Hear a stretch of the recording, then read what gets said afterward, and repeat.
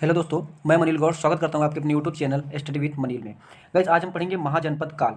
महाजनपद काल, इसमें हम पढ़ेंगे टॉप 40 महत्वपूर्ण एमसीक्यू क्वेश्चन। ठीक है, यहाँ पे देखिए, ये video basically UPSC, BPSC, IAS, PCS, railway, SSC, ठीक है, किसी भी गवर्नमेंट एग्जाम की आप तैयारी कर रहे हैं तो उनके लिए बहुत ही हेल्पफुल होने वाला है। तो आइए शुरुआत करते हैं। हम क्वेश्चन क्या है, निम्नलिखित में से, देखिए, निम्नलिखित में से सेना, सेना का मतलब क्या होता है, नियमित और अस्थायी सेना रखने वाला किसे कहा जाता है। ये देखिए एसएससी सीजीएल 2002 में पूछा गया क्वेश्चन है। तो यहाँ पे आप देखेंगे उत्तर आपका ऑप्शन नंबर ए बिंबिसार हो जाएगा। ठीक है, अगर हम नेक्स्ट क्वेश्चन की बात करें तो नेक्स्ट क्वेश्चन हमारा क्या, देखिए, हर्यक वंश के किस शासक को कुड़िक कहा जाता था। ठीक है, तो ये देखिए यूपीपीसीएस में, ठीक है, यूपीपीसीएस में पूछा गया क्वेश्चन है 2012 में। ठीक है, अगर यहाँ से हम चेक आंसर करें तो ऑप्शन नंबर बी यानी अजात शत्रु will be the correct answer of this question हो जाएगा। ठीक है, तीसरा नंबर क्वेश्चन की अगर हम बात करें तो निम्नलिखित में से मगध का कौन सा राजा सिकंदर महान का समकालीन था। ठीक है, एसएससी स्टेनोग्राफर में पूछा गया क्वेश्चन है 2011 का। ठीक है, चेक आंसर अगर हम करें तो option number C Ghananand will be the correct answer of this question. ठीक है, तो थोड़ी तेजी से हम चलेंगे। आपको हमने थ्योरी सेक्शन कंप्लीट करा दिया। ठीक है,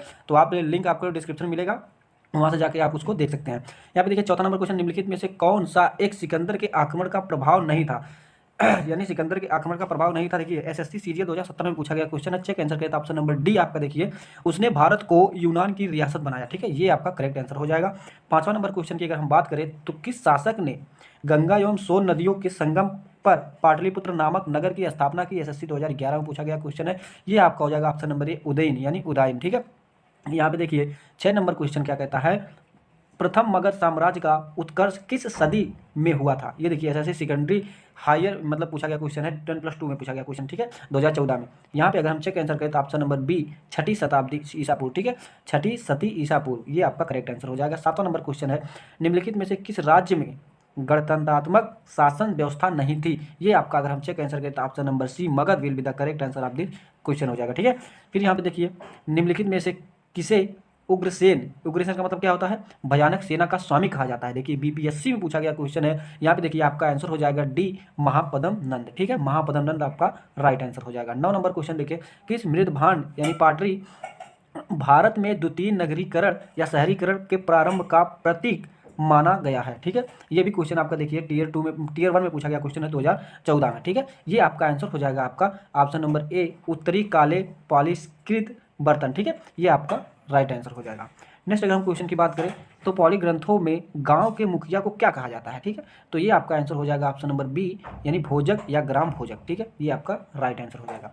11 नंबर क्वेश्चन क्या कहते हैं, निम्नलिखित में से कौन सिकंदर के साथ भारत आने वाला इतिहासकार नहीं था। ठीक है, यहाँ पे देखिए सिकंदर के साथ भारत आने वाला इतिहासकार कौन नहीं था। ये आपका ऑप्शन नंबर सी हेरोडोटस हो जाएगा। ठीक है, तो हेरोडोटस को क्या कहा जाता है आप कमेंट में लिख के मुझको बताएंगे।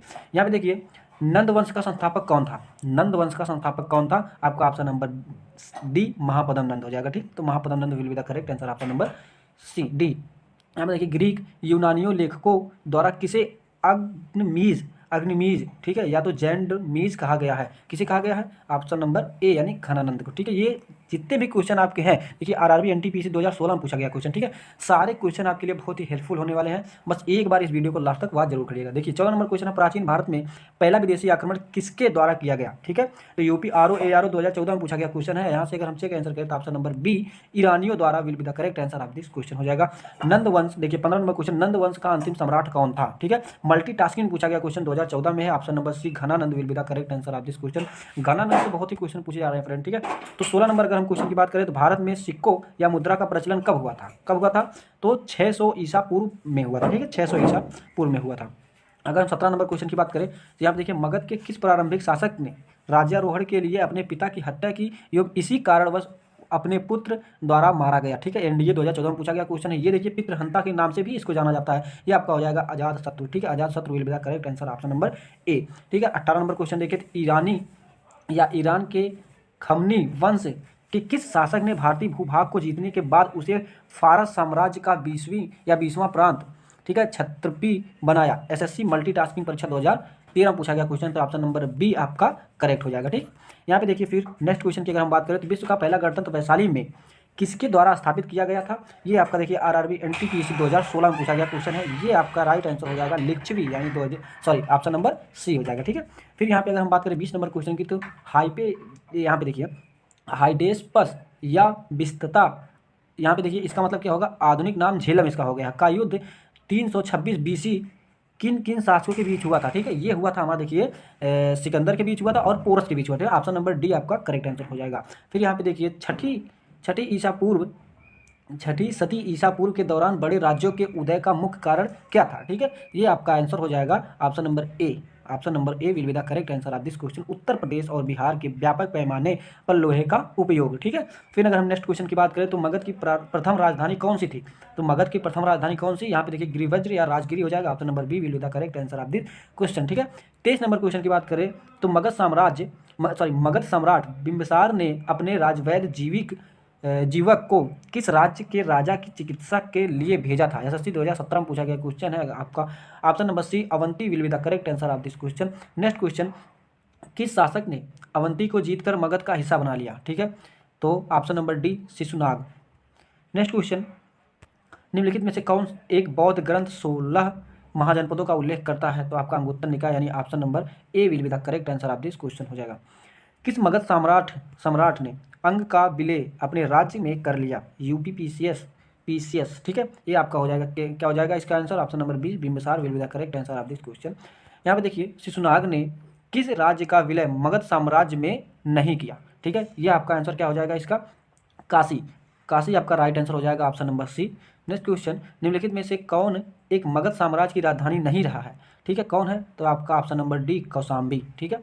नेक्स्ट क्वेश्चन, ईरान के खमनी वंश के किस शासक ने भारतीय भूभाग को जीतने के बाद उसके फारस, ये देखिए क्वेश्चन अभी आपको पहले ही आपको आगे मिला था, ठीक है। ऑप्शन नंबर ए देखिए यही आपको मिला था, डेरियस, ठीक है।